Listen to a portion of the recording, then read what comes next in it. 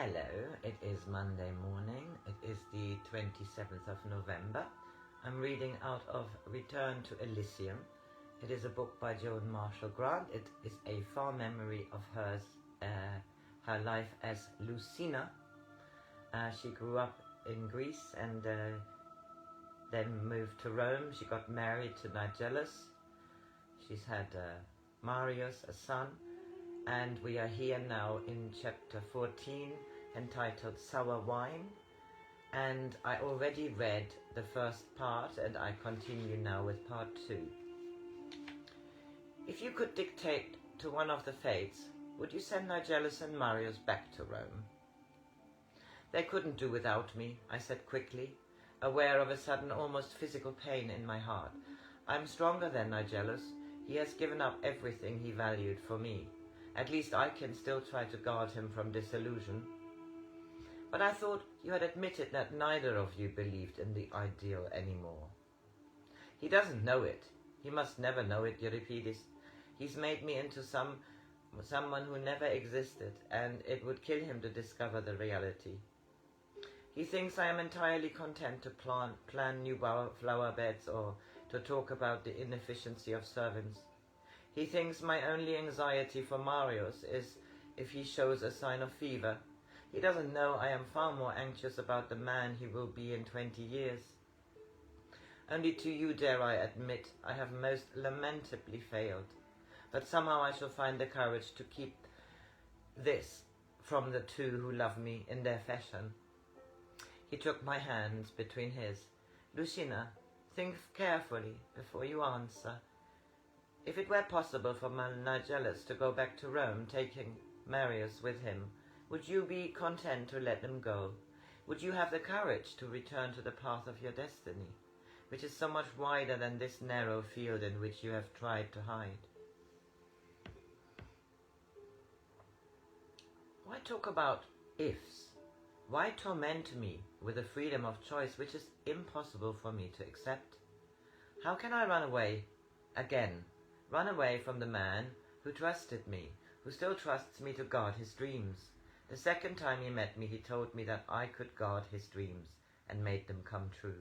No one, not even I, could betray a trust of that nature. In some ways, Nigellus is younger than Marius, more vulnerable. Even if the hurt is only his pride, it would be mortal. If I left him, he would think it is because he is an inadequate lover. I should drive him into the arms of other women whom he would have to pay to conceal from him that his manhood was growing old. I couldn't do that to him. I couldn't make him feel old and lonely and ashamed.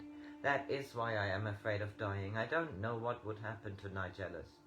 I try to believe he would be happy putting flowers on my tomb and keeping lamps always burning in my rooms. They would be kept just as I had left them. The flasks of perfume still on my toilet table, a ribbon on the floor. Or would the servants have tidied away the ribbon before I died? He would take great pains to build me a suitable tomb, and the lettering would be a poem of spacing and good taste. But death would be no freedom for me. He would be so sure that I was waiting for him, that I should never have the courage to disappoint him. I might die years before he did, and have to wait in some anteroom of Olympus, carefully setting my hair in ringlets, and perhaps with a 6-month curve to my belly to give him a sense of proprietary security. And even that might be no use, for he would probably refuse to enter Olympus because it was inhabited by foreigners, and I should refuse a Roman heaven. Plump ghosts in an excessive abundance of rich food would be a poor inducement to a tranquil acceptance of eternity. Euripides smiled and leant back against the tree with his hands clasped behind his head. I have found in a somewhat varied life that when all logical possibilities seem fruitless, the only sensible course is to believe in some solution which appears entirely impractical. If, with my exceedingly fertile imagination, I was able to think of a plan which would allow you to take your freedom without in any way giving disillusion to your husband, would you find this agreeable? You need not answer. Your face has done that for you. He went on. You have died once in the eyes of the world. You might die a second time. The river in which you sometimes bathe, not, I might say, without causing anxiety to your husband, is swollen by the spring rains. You are again presumed drowned. Nigellus enjoys the usual period of mourning, though which I sustain him with good counsel and plenty of excellent wine. Hello. Excellent wine.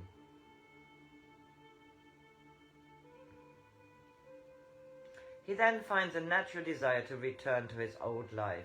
I invent a plausible story of a senator who was taken by pirates while floating on the wreck of his overturned boat. He has escaped after sundry adventures, which he finds it too painful to describe, and with him he brings his adopted son, who was given into his charge by some noble who assisted his provisional rescue. Nigellus is restored to Rome. Marius takes up his natural position in society. I will be careful to assign him a suitable heredity. It's a charming story. Almost I wish it were true. And why shouldn't it be? Why shouldn't you and I go back to release the ghosts which you say are causing you considerable discomfort? I should enjoy seeing you tackle a ghost, especially so charming a ghost as any of you would be. I saw the servants setting a table on the terrace and Sempronia coming to meet Marius, to get Marius ready for the evening meal, which Nigellus preferred him to take with us. We shall be late if we don't hurry, I said. Nigellus doesn't like me to be late for meals. It upsets the routine of his day. He will have written exactly 10 pages, no more, no less, and after dinner he will read them aloud to us, and we shall make appropriate comments. We must make at least 2 minor corrections, or he will think we have not given it our proper attention. Maggie! This applies especially to you, Euripides, for he has great respect for you as a user of words. The evening passed as had so many 100 evenings. A moth fluttered into the candle flame. A bat flickered among the vines. I watched the steady light glowing from the unshuttered windows of my room where Marius slept. The drone of my husband's voice merged with the sound of the waterfall. By the glow of the single flame he looked younger than I had known him. Euripides sipped his wine and indolently peeled an apple. I watched my fingers threading coloured flax through a piece of linen, which, because I thought it suited the domestic scene, I had for months been embroidering as a curtain for my bedroom. It was rather soiled, for I was apt to leave it in remote corners of the garden. Euripides made the right comments, a mere suggestion as to the exact meaning of a Greek word used in the text, an allusion to some ancient philosopher whose views might be used to strengthen an argument. The men looked at each other with an unspoken agreement that on this point I could not be expected to contribute anything useful. Nigellus found it convenient to treat me with kindly patronage. I went to my room and found Sempronia's niece waiting for me. She told me that the girl who usually attended me was ill. I tried to sleep, hoping that Nigellus would place his usual kiss on my forehead, and then tiptoe with elaborate caution into the adjoining room. But I was so restless that it was futile to pretend I was not awake. Nigellus got into bed and soon began to breathe slowly and deeply.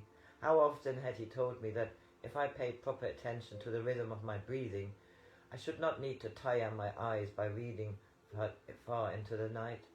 Moonlight shone through the open window and made it easier to believe in the impossible. Nigellus turned towards me, pathetically defenseless and trusting in sleep. I put my arms around him and his cheek found the familiar curve of my shoulder. He woke for a moment to murmur, "Lucina, I love you so much, I love you." He smiled and drifted into a dream. A cloud covered the room. If I ran away from Nigellus, I should leave an apologetic ghost watching over him, weeping because she had added one more betrayal to her score. I got out of bed and went to see if Marius had kicked off his covers. The stone of the passage was cold to my bare feet, but my forehead was hot. I kissed him. His skin smelt like warm fruit. His hair was yellow as barley. I trimmed the wick of the lamp. At last I could see that no child of mine awoke in a dark room. At least I could see that no child of mine awoke in a dark room. Odd that I am hot on a chill night, and I am thirsty. My throat hurts. I must not be ill again. It would be absurd to be ill while Euripides is here. When I lived in Elysium, I was never ill. Now we're coming to part 3. Next reading.